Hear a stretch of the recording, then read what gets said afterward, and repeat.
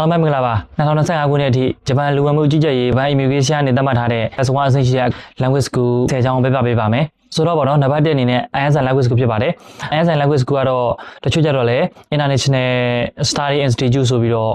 ခေါ်ကြတာလေးရှိတယ်ပေါ့နော်။ကျောင်းကတော့တိုကျိုရဲ့နာမည်ကြီးညာတွေဖြစ်တဲ့ဒီ Ikebuku တို့နဲ့ရှင်ဂျူကူမှာရှိပါတယ်။ဒါပြပေါ့နော်။ကျိုတိုနဲ့နာဂါနိုမှာလည်းကျောင်းခွဲတွေအများကြီးရှိပါတယ်။ပြီးတော့နံပါတ်2အနေနဲ့ Akamonkai Japanese Language School ပေါ့နော်။ကျောင်းကတော့တိုကျိုနေပိုရီမှာတည်ရှိတဲ့ကျောင်းဖြစ်တယ်ပေါ့နော်။နံပါတ်3အနေနဲ့ကတော့တိုကျို Central Japanese Language School ဖြစ်ပါတယ်။တချို့ကတော့ DCG လို့လည်းခေါ်ကြတယ်ပေါ့နော်။တော့ပေါ့နော်ဒီကျောင်းကလည်းတိုကျိုရဲ့ရှင်ဂျူကူမှာတည်ရှိပါတယ်။၄ကျောင်းမြောက်အနေနဲ့ကတော့ KI Japanese Language School ဖြစ်ပါတယ်။ဒီကျောင်းကလည်း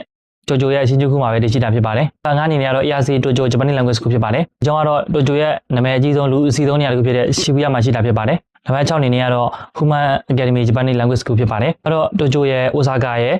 Fukuoka မှာပေါ့နော်။ဒီကျောင်းခွဲတွေအများကြီးရှိပါတယ်။ဘက်ခွင်အနေနဲ့ကတော့ Santagaya Japanese Institute ဖြစ်ပါတယ်။ SJI လို့လည်းခေါ်ကြတယ်ပေါ့နော်။ဒီကျောင်းကလည်းတိုကျိုရှင်ဂျူကူမှာရှိတာဖြစ်ပါတယ်။ဒီတော့နံပါတ်8အနေနဲ့ကတော့ Ganki Japanese Culture School ကျောင်းဖြစ်ပါတယ်။သူကတော့ Fukuoka တိုကျိုမှာဒီကျောင်းခွဲတွေအများကြီးရှိပါတယ်။နံပါတ်9အနေနဲ့ကတော့ JCLI Language School ဖြစ်ပါတယ်။သူကတော့တိုကျို Kiraku မှာရှိတာဖြစ်ပါတယ်။နံပါတ်10အနေနဲ့တော့ ECC Japanese Institute ပေါ့နော်။သူကတော့ Osaka နဲ့ Nagoya မှာဖွင့်ထားတဲ့ကျောင်းဖြစ်ပါတယ်။ဆိုတော့ပေါ့နော်ဒီကျောင်းတွေကတော့ဒီ Japan Immigration တွေသတ်မှတ်ထားတဲ့ပေါ့နော်ဒီ Class 1အဆင့်ရှိတဲ့ Language School ကျောင်းတွေပဲဖြစ်ပါတယ်။ဒါကတော့နံပါတ်1ကနေနံပါတ်10ဒီ SN လိုက်တည်တံ့ထုတ်ပြန်တာမဟုတ်ဘဲနဲ့ပေါ့နော်ဒီထုတ်ပြန်ထားတဲ့ကျောင်းတွေအများကြီးတွေကမှ10ကျောင်းအောင်ပေါ့နော်ပြပေးတာဖြစ်ပါတယ်။ဆိုတော့နောက်နေ့မှာဘယ်ကျောင်းတွေပါသေးလဲဆိုတာဆက်လက်ပြီးတော့ပြပြပေးပါမယ်။ဆိုတော့အားလုံးကျေးဇူးအများကြီးတင်ပါတယ်။